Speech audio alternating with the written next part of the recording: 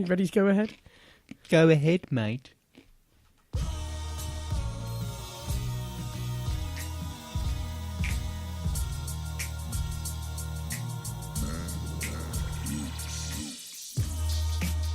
Hello. Hey. Are you snapping along? So I was snapping, yeah. Flipping heck. Christ. Can you double snap? Yeah, you can. Oh, that's embarrassing. I can clap with one hand as well. Can you do that too? I can't do that. I can't do the wicked thing. Wicked. Right. Really hurts your finger though. Sorry. Welcome to Start for 10. He's George. He's Angus. How have you been? I've been good. How have you been? Really good, thank you. Really, really good. Yeah. Really good. Good week. Yeah, it has. Yeah, it was a good week. Good, I'm glad to hear it. And you? That's what I like to hear. Yeah, really good week. Good week. Good. It's been good. It's been a good week. When I found this story, when I found our starter for this week, how I laughed. Oh, how I laughed. I look forward to it. So this could be good. I don't know. That's pressure now. Oh, it'll be funny. Anyway, it's always funny. At least the starter's good. So, it's Chinese. Well, it was Chinese New Year. Oh yeah. I think they stretch it out. So let's stretch it out too. Yeah, they just. Wait, I need different music. Oh, yeah, you need the different music. Wait. Oh, sorry, I've had a nightmare there. Let me fade out. Fade, yeah. Oh, look at the production. The production values. Radio 1, eat your heart out. So that's faded out. And now the beer music. Yeah, beer music. Is that the beer? What one you want next? Well, yeah.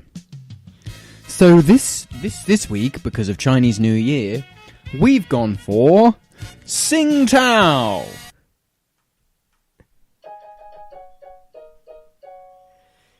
Which is a Chinese beer. It comes from China. It's actually I can't help you with. It's actually made in China, which is cool, and we have had it before. It has rice in it, which is what makes it Chinese, I think. In China, they put rice in their beer. Yeah, we don't do that in this country. Yeah, we just have in hops. Europe. Yeah, but they have hops too.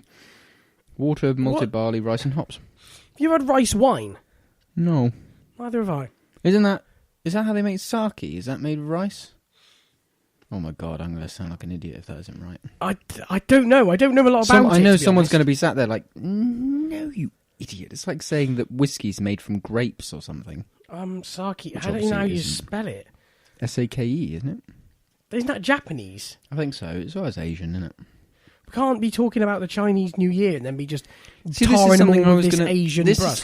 It is also Japanese rice wine, yeah. Yeah, it is rice. It's something I was going to look up the other day, actually, whether Chinese New Year is just Chinese or whether we've just westernised it by calling it Chinese New Year when actually it's most of Asia. I don't know. Do they celebrate Chinese or... Because some people have started throwing around Lunar New Year. What's that all about? Why is it Lunar New Year? I'm not interested in that. Anyway. I do calendar New Year. Yeah. Along with that's everybody. Our calendar New Year, yeah. Any excuse, really, to have a tear-up. Yeah. Which is essentially what it is nowadays. It does tend to be. So yeah, we've gone for Sing Tao, which I hope that's how you say it. I think that's how you say it. Yeah, with a silent T at the beginning. Sing Tao. Yeah, well, you came... I'd also provided other beers. We could have gone... Yeah. No, I will save those for next week. Yeah, I thought what with Chinese New Year we'll go with... Next week is really, really craft beery. Oh, that sounds good. Next week is like, get your plaid shirt and beard out. Is that, do you need the more highbrow crisps then? Because we've got 84p salt and vinegar. Yeah, we will need higher brow. From Asda again. Which are really good. Next week will be a higher brow affair. Right. It's a nice beer anyway. Yeah, it's a really good beer. It's like it's a lager really, isn't it? And it comes in massive bottles. Yeah, 640ml. Yeah, dangerously big. 3 units in a bottle. It's a lager, but it's a bit lighter than I don't know enough about beer. It's fine. It's nice. Right, are you ready? So, what's the start? Are you ready to begin? This week we are going to we're here in the Telegraph, where there's news that a 6'7" car salesman has been banned from driving after getting behind the wheel of his top-down Ford Ka. Now, the reason why...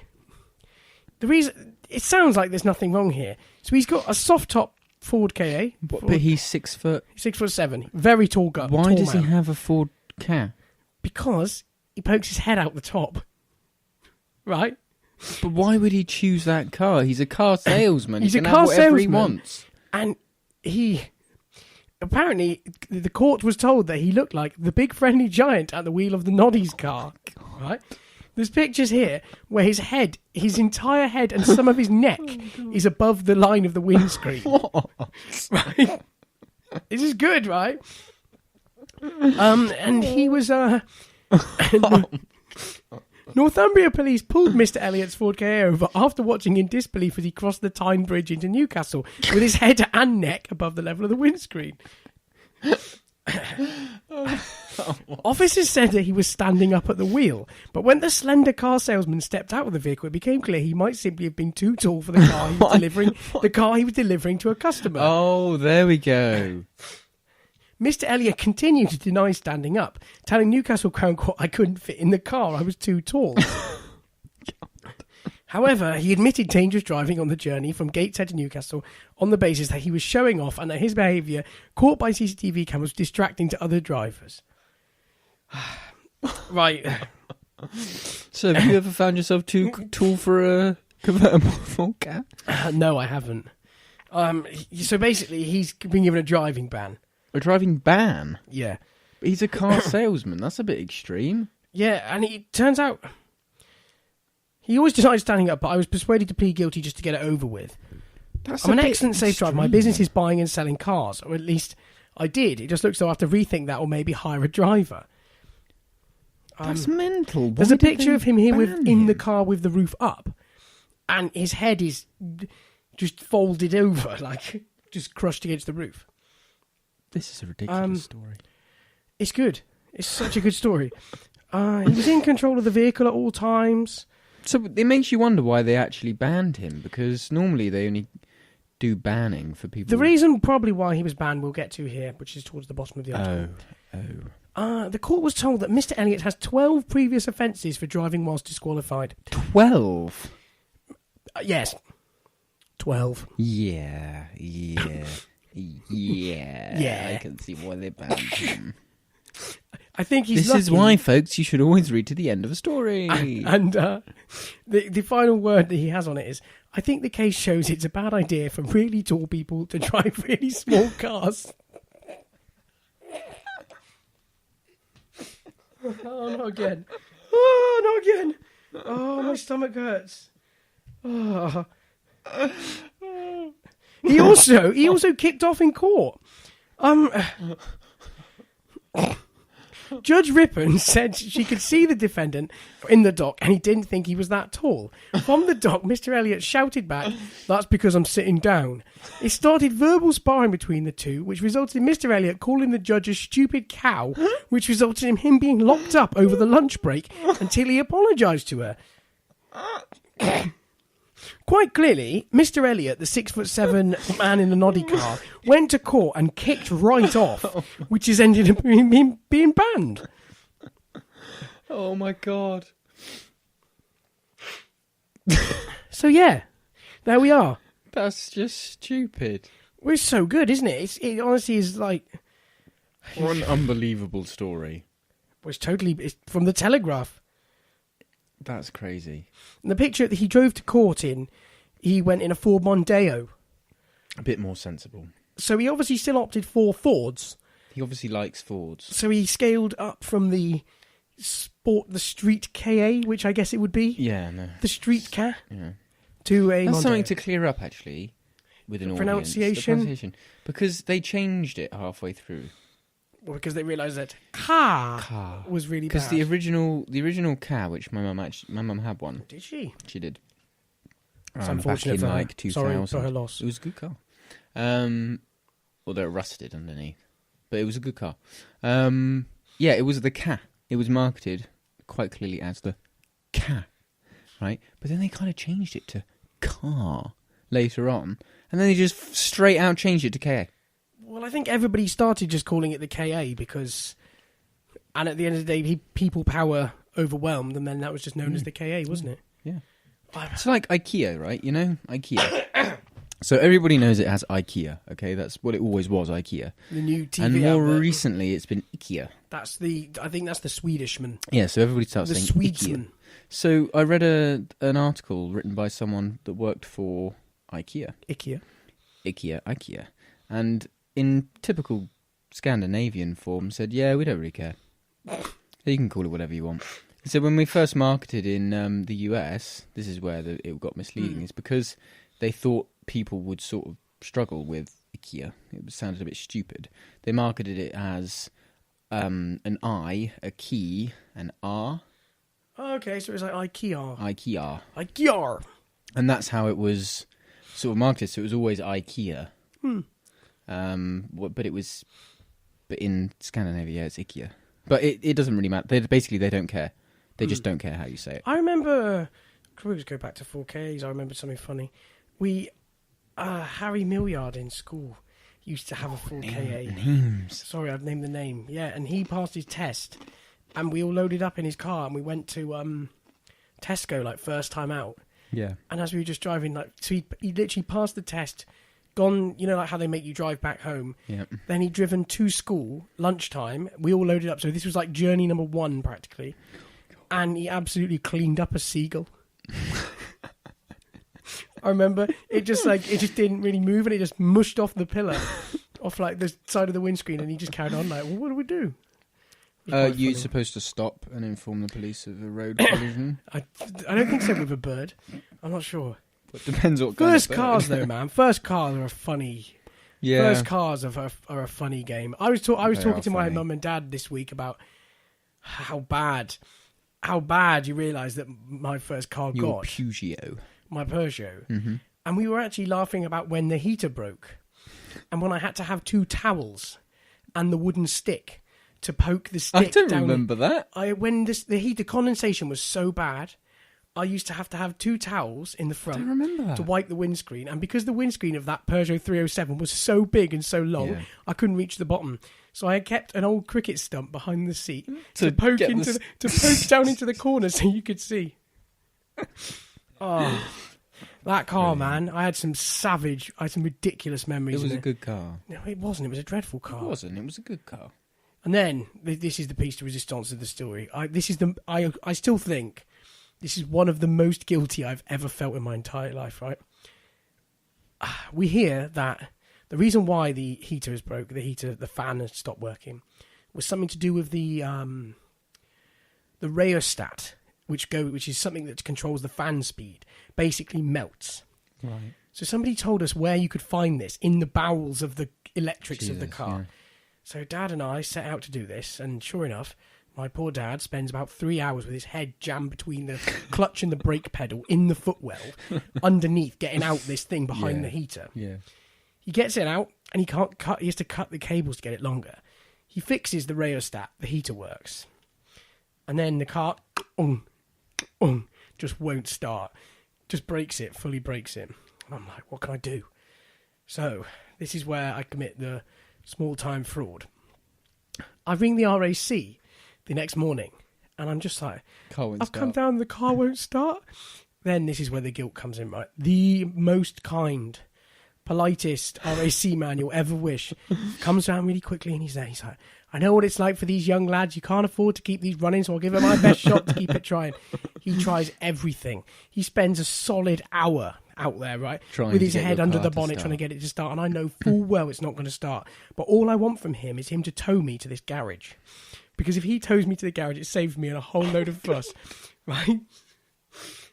Then, meanwhile, he's running through all these things. It's not that, it's not that, it's not that. And meanwhile, I'm picking little pieces of shrapnel of wire that we've chopped out of the footwell, hiding the evidence. Eventually, sure enough, he comes round and he puts me on the tow, and he tows me to this garage. He drops the car off in this garage, and he hands it over, and he's like, I've tried all these things and whatever. And I'm like, oh, thank you so much for your help. Then we wait for the RAC man to go down the road. We drive 1 lap round the block. I get back out, and then I go into the garage and tell the blokes in the garage the real story. That really all I had to do is I just needed him for a tow. This is what's broken. So probably forget about what he's told you. Start your investigations with something to do with the electrics of the heater. Yeah. It cost me a fortune to get it fixed. I don't remember and this. Shortly after, I put the car... I haven't told many people, but now I've told the world. But I didn't tell many people about that. And now, Fixed it, sold it. shortly after I sold it, and then I checked on, the DVLA car tax. Yeah, see if it's still around. running. Somebody's still running the poor thing. Brilliant. I've never felt so guilty. I've never felt. But the RAC have done me good though. Have you ever had a call out? Yeah, Have a you ever couple of done it? times. I have when the rear windscreen popped, Oh yeah. and when the Rover sadly decided to go bang. When it ceased to rove. Yes, when her gasket went. I had one. We used to get the RAC membership with the Tesco Club Car points. Oh yeah, it was quite. A you big could deal. cash them in. Yeah, it was. Well, Still is, I imagine. Mum thinks that she's got the all singing, all dancing package. Right. Yeah. I'm on my holidays and we've driven to Scotland, and we're practically we're beyond Glasgow. We're about to enter the depths of Scotland. Highlands. Yeah, no, we weren't quite as far as that. We weren't quite as far as Yeah, but you're Glasgow. We were somewhere on the A74 and the weather was horrible, and all of a sudden the car just stopped. Oh. So we had to get out and call the RS. It was day one of my trip. It was a nightmare. Then this guy comes, and he's like, he arrives at the scene. The scene. And he's like, how far have you got to go? But you need a tow. And I was like, well, we're approximately 800 to 900 miles from home. And he's like, oh, your membership, can he get you that far? It'll only take you 5 miles to the garage. And I'm like, oh God, dear. this is real bad. Then, thankfully, it got fixed. It was something really simple, and it got sorted. But he just clipped the fuel hose back on. But that's a good thing to happen. The fuel hose. Yeah, the fuel hose come off. He said that's a good one. He said it was lucky that he didn't torch the car. Yeah, just basically, gone bang. Yeah. where the fuel sprayed across the engine. But yeah, Christ, that was a funny trip. So yeah, the RAC have done me well. Yeah, I've had a couple of call outs. They've been quite good. I think it's well worth having breakdown cover. It just gives you peace of mind. Yeah, Roadside and recovery. It's good. Roadside and recovery. Yeah, I have recovery too. So it'll take you anywhere in the world. Yeah, I've got recovery. Yeah, but you try that. You try that from 800 miles and see what he says. He'll See go- if he's really keen. He'll go, no. No. I don't know why he's a northerner. Because it'll be the only way you'd be that far away. Why are you in Grimsby? Why are you in Grimsby having a breakdown? I'm in Yorkshire. In Yorkshire. No. Flipping heck, man. First cars, though, everybody goes through it, and then you buy your second car or your third car or whatever, and then you buy something which is obviously more expensive. Yeah. And therefore more reliable, and then you wonder why the hell you put yourself through the previous You have to, motoring. You have to, because it's a cheap car initially, so you haven't got that initial expense, and you probably haven't got a lot of cash. And it doesn't matter if you do wreck it or if it breaks down, because they're quite cheap in the first place. And it's just half the course. No, it's wrong phrase. It's just you got to, haven't you? I think it's like You've got to earn your stripes. you do. You have to earn your stripes. You have to You've learn got to have to a crap car. Well, I say crap car because crap's a wrong word. You've got to have a. It's got to have character. Yeah, you need a first car. It's a first car. And the Rover certainly had character. The Rover was really. It was annoying because it was quite a good car. Yeah. But it was a Rover 25, so. And it was like maroon. Yeah, it was red, yeah. But a deep red. Don't give us deep red. It was maroon. You're right, it was maroon, yeah. It was the same colour as your shirt you're wearing. Yeah, it's not. Yeah, it's quite similar to that. Like that Marley maroon that you see lots of people wearing t-shirts and hoodies in. Yeah. There you go. Colour, one of my favourite colours. Oh, is it? But yeah, it was a good buy because it was really quite cheap at the time. And Did you get off a doctor or a dentist or something? The previous owner was a doctor, yeah. Yeah. And it was like leather the seats. Top, it was a top spec model. Top spec model. It had a cassette player, and yeah, it had leather interior. It's got leather seats. It had air conditioning. It's got a cassette player. Yeah, I just remember the leather seats because when you give me a lift to work, it was so cold on the back of my legs. Freezing in the winter, boiling in the summer, and the back seats, which were more like a bench, were so slidey. Oh, they were. You were just like, phew. Yeah, if you needed. Like you belted in to stop yourself sliding from side to side. Yeah, around the corners. It was quite a punchy little 1.6 though. It was good. And it sounded great when it revved to 7. It did sound really good. Sounded well. At 7,000 revs in second so gear. good when it revved to 7. Oh, I remember that day. Doing 70 mile an hour in second gear. Come on, everybody. No, that's why you need a first car. Yeah, because I would never do that. In my No. And also they've got like electric shut-offs. They won't let you do it. Yeah. I was trying to rev at a set of traffic lights the other day. Mine's got a flipping electric stop on it. So I went, it goes, it's like you've got, you. it won't But the let Rover you was rev like, it. bap, bap, bap, bap, bap, Yeah. bap, bap, bap, bap, The trying Rover to... was physically bouncing off the limiter.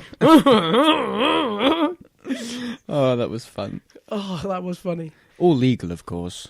And it had nothing to do with that was the reason why the head gasket suddenly went Well, bang. you'd think it was, but no, it was like a year and a half later. Way so- later, years later. Yeah, no, it was a good car. Cheap to run, cheap tyres, cheap fuel even wasn't too bad. Oh, mine was bad on fuel. And I never spent anything on it. The only thing I spent on was when the rear windscreen went pop. That's literally the only thing I paid for. The Peugeot 307 Spaceship was quite expensive on fuel. And the main problem Was was it the diesel? moisture. Was it a diesel? No, it was a petrol. 1.4 petrol. And the moisture problem was just crippling. I Had a good radio in it, though. It did. I had a car incident this week. Another one. Yeah, it wasn't as major though. It was only small. Oh, good, it wasn't like the So- tyre issues of last week. No, nothing like that. So I wound up leaving the window open. Oh, in the Overnight. rain. That's bad, that is. That's the Overnight. beginning. That's the beginnings of the moisture condensation So- issues. Basically, the story was, well, I left it open. I won't bore you into the details of how I left it open, but I got in the car and the next day, just moving out, and the next morning. It wasn't like torrential rain that night. It had just sort of rained, and it was against like a wall, so it wasn't too bad. But I sat in the car and I'm like, what the fuck is going on here? The windscreen was thick wet. You probably know exactly what I'm talking I'm about. so familiar. The windows were thick. All the dials. What I'd prescribe is a towel. two beach towels and a cricket stump is my actual prescription for that. All the dials, the speedo and the screen, the radio, completely steamed. I'm like, what the hell is going on here? And I looked to my left. I left the window open. So yeah, Passenger side. passenger side it was, yeah. You sure it was you and it wasn't a passenger? No, it was me. It was me. I remember. You doing sure? it. But I was lucky. It didn't completely soak the car. I just cleaned it up and then got the heaters on the carpet. Try the carpet. It's fine. It's fine. I did that and left the heat. I left the window fully open to the so far down that there was no glass in the gap. Yeah, that's what this was. Yeah. The rain went in so much so that I left. You leave the car running outside, and then you lock it with the second key. Yeah. Well, I started the car and left the car running and forgot that I'd left it running. And I ran it for about 6 hours outside. I burned like a third of a tank of fuel on tick over. Christ. Bad. That's bad. Jesus Christ. Oh, man. Oh, first car. Do you have a sunroof in that car? In the Peugeot, I think? No, I didn't have a sunroof. Did you not? Actually, yeah. I think you did, didn't you? It did have a... I think it did. Did it? Surely, that was where it leaked from. Because I had a sunroof in the Rover. It worked. Yeah, yours was electric, wasn't it? Miraculously, it worked. I don't know how. I don't remember. I just... Oh, yeah, I think but mine first did. cars. Yeah, I think so. I think it did. I remember sticking my hands out of it. It was like What, doing the dolphin hand out the window? Yeah, absolutely. Cruising down the valley. My God, it is funny. Like I do. Yeah, no, I think it is rite of passage. You need to have a first car. And I always used to try silly things in that car. Not dangerous. Maybe you just Silly learn. things like I would try and park in the trolley bay. Yeah. Like you wouldn't find me lined I up to didn't do that now. But now, back in the olden days, I'd be like, Peugeot 307, that'll fit in a trolley bay. Let's go for it. It doesn't fit in a trolley bay. It doesn't fit. No. It doesn't fit. It wasn't anything to do with my angles. It physically did not fit. Well, it's more like the see how fast you can go in second gear type thing. That's the sort of thing you do in a first Well, you never car. broke the national speed limit. It was fine. It was perfectly No, it was legal. Perfectly legal. I would never break the law on the road. But you did have you had the tracker as well, didn't you? The tracker of shame on the insurance. I did because I did an insurance quote before I bought the car just to check. Yeah. And it was all right for first time buyer. By all right, we mean 1900. Yeah, it was probably about a grand or something. But anyway, so then I buy the car and I do quotes again, like however long later, whatever it was.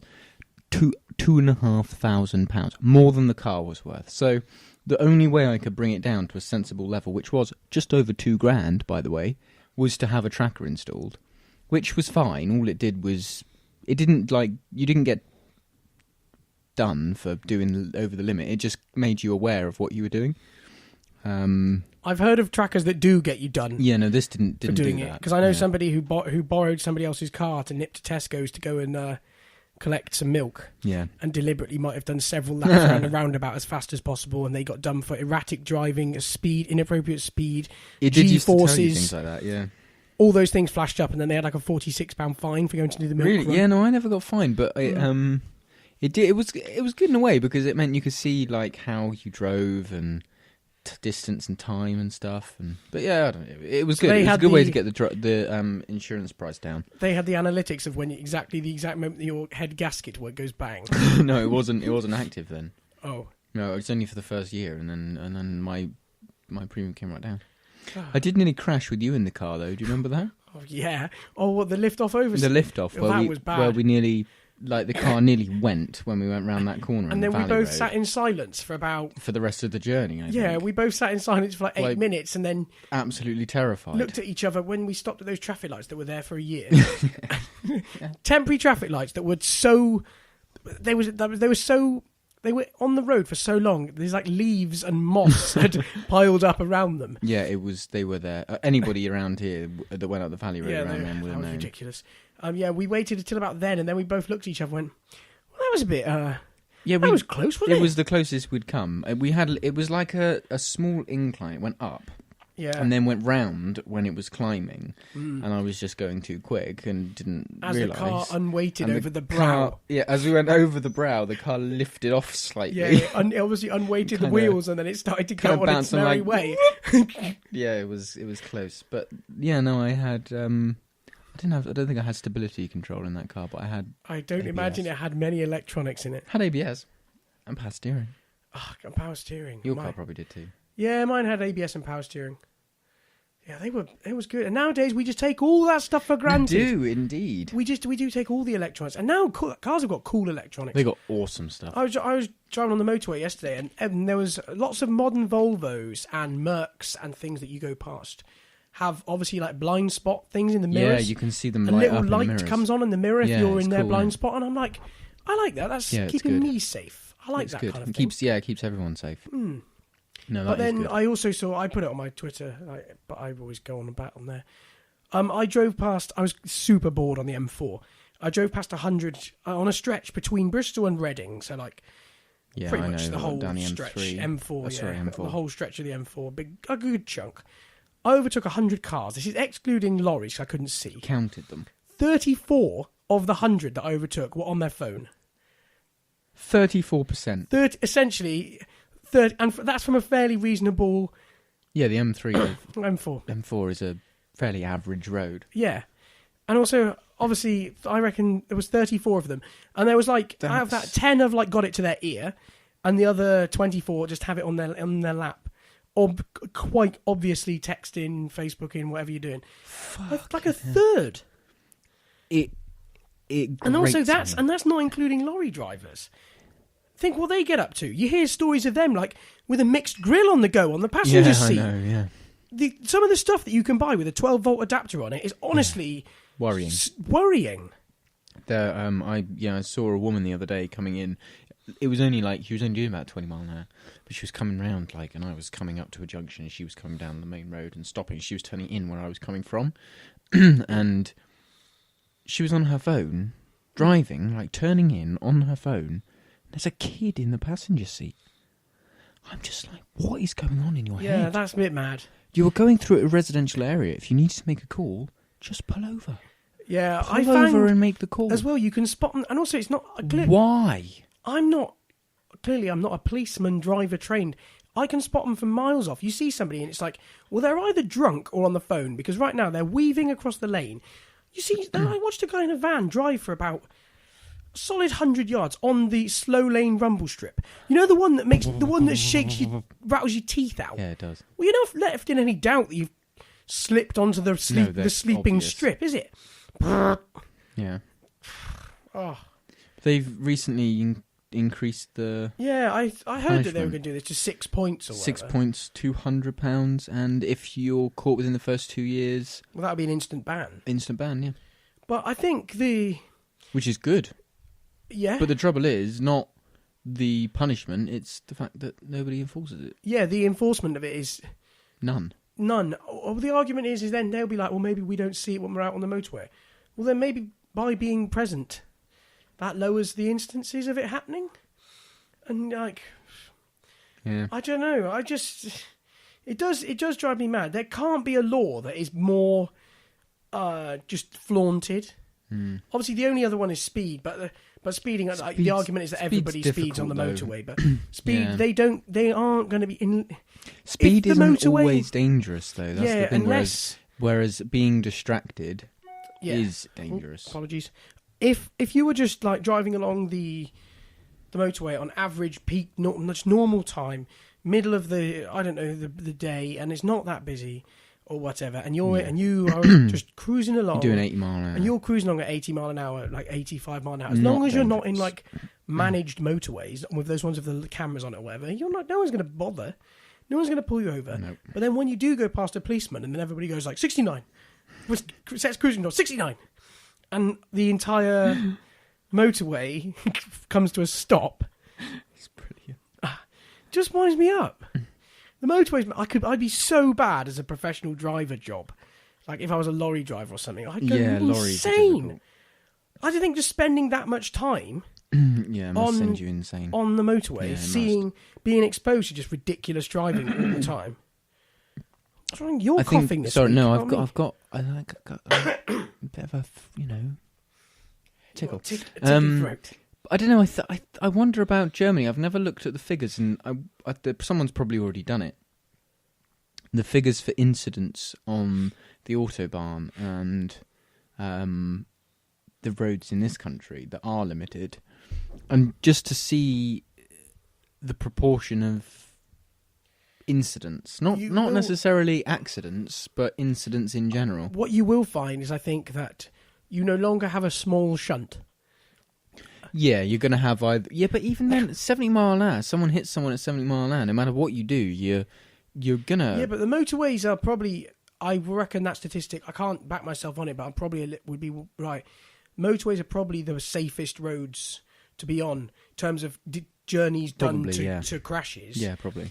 Probably because we've got a big barrier in the middle that means that you very extremely rarely hit the oncoming side. Next to never. Next to never, pretty much.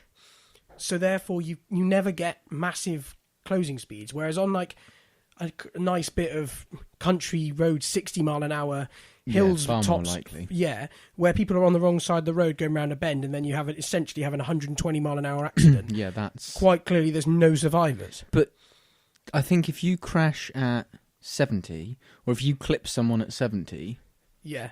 you're just as likely to be in a serious situation as if you clip them at 100. Surely. Yeah. Because you clip someone's rear end, and the car's going to pretty much react in the same way. Probably. Either I think speed. it's basically unsavable. I think you are that is rolling the dice. I don't know if lap it's of the gods. unsavable, but like a head-on is definitely unsavable at that. Have you ever seen that video of the I have seen a head-on they 70 mile an hour crash. they put a winch on a concrete block Yeah. and tow an old Ford Focus at Yeah, 70 mile an hour Yeah, I into a have seen concrete block, and it just goes to it pancakes, yeah. it goes to there's nothing Yeah, left, it's mental. and that's at 70. Yeah. But you're never going to hit an immovable object at 70 because everybody's moving on the motorway. Yeah, but if you hit, obviously quite clearly that will be that's a speed differential of 70. Yeah. So imagine But if someone's driving at 70 and you're driving at 70, the differential's 0. So if you're doing 80, it's only 10, isn't it? But it's not that. It's what happens after. Yeah, so if you if knock that car off course, you then drive into the side of it at 70 or something. Yeah, or you bump him and then he just snags the fence at 70. 70, and then you... Basically, drive safe. But I don't know, because on the Autobahn, I imagine if you get rid of the limit, people don't go 150 mile an hour. They do.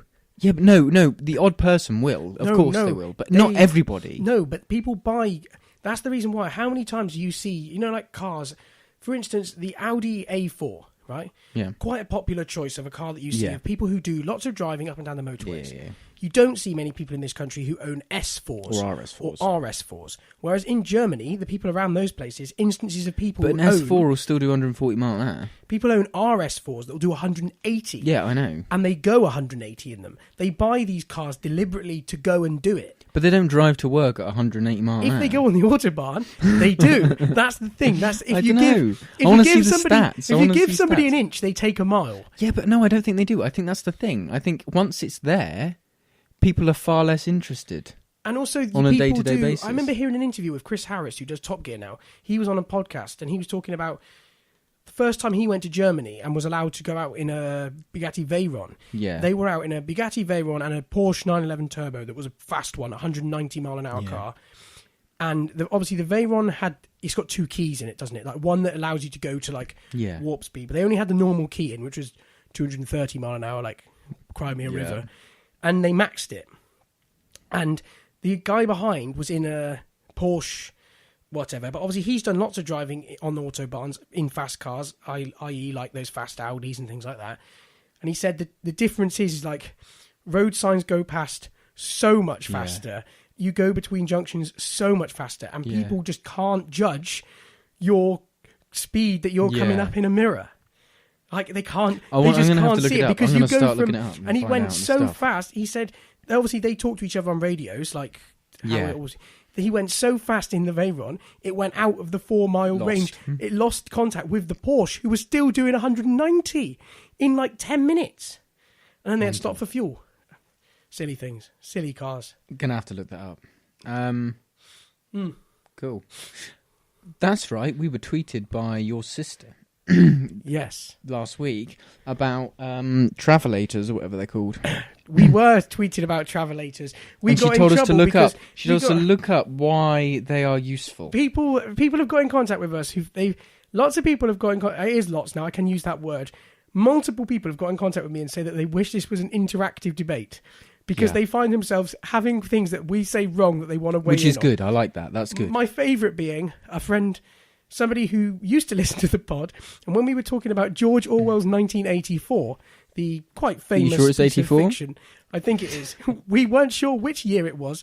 I went, oh, what, 1987? You went, oh no, I think it might be something else, and we settled on the wrong date. And he said at this point he lost all credibility and turned us off. So don't turn us off. Don't turn us off. Just tweet us and complain.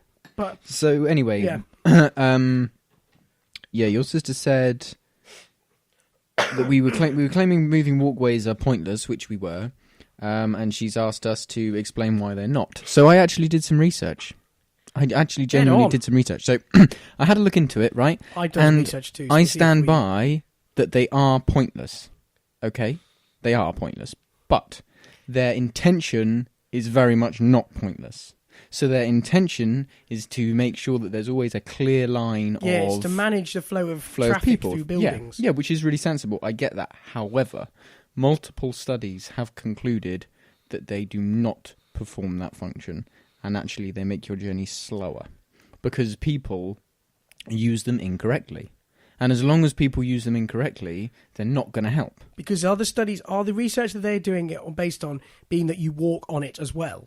Yeah, well, that's what you should do. To therefore make you to exit the building faster. Yeah, well, what you should do is you should either stand to the left or so people can walk past. So you can either stand to the left if you need to, fine, whatever, or you're supposed to walk as well on the right, which is standard, like turbocharging your journey. Yeah, which is standard walking practice. Like in, I think most countries, you get moved to the left, like normal.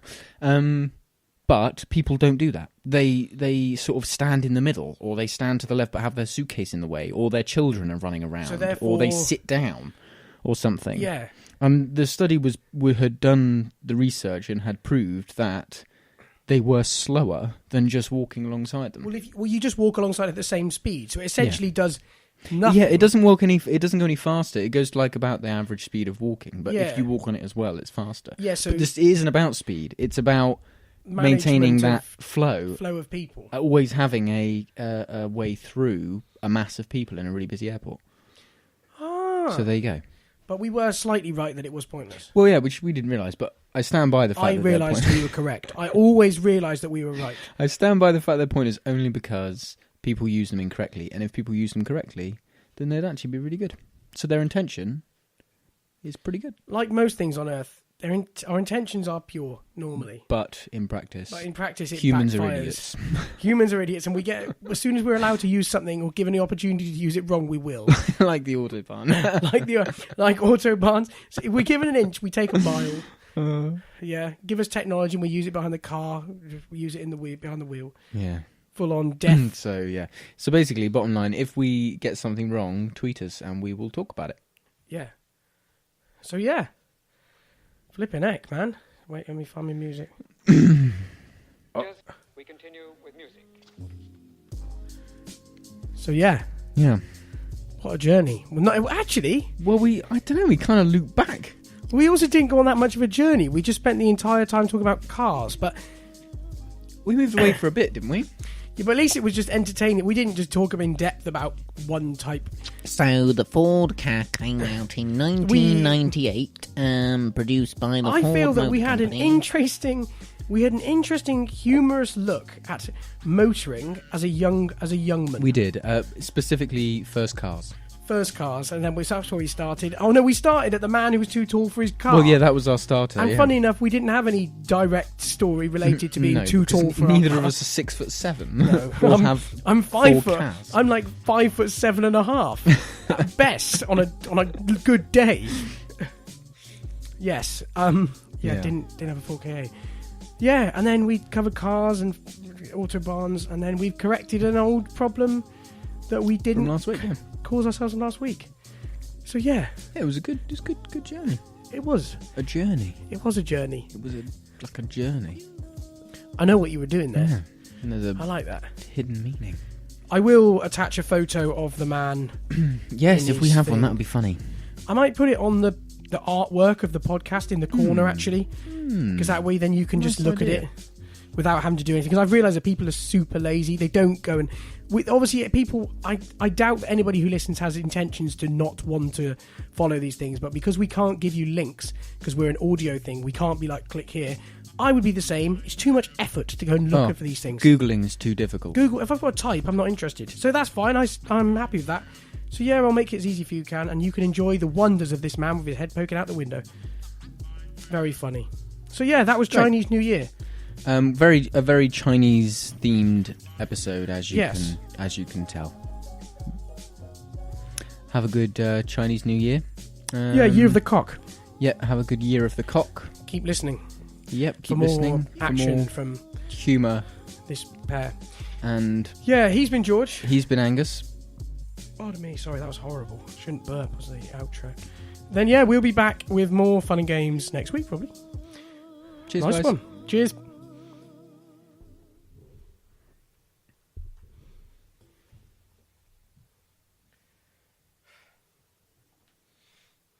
I haven't eaten any crisps.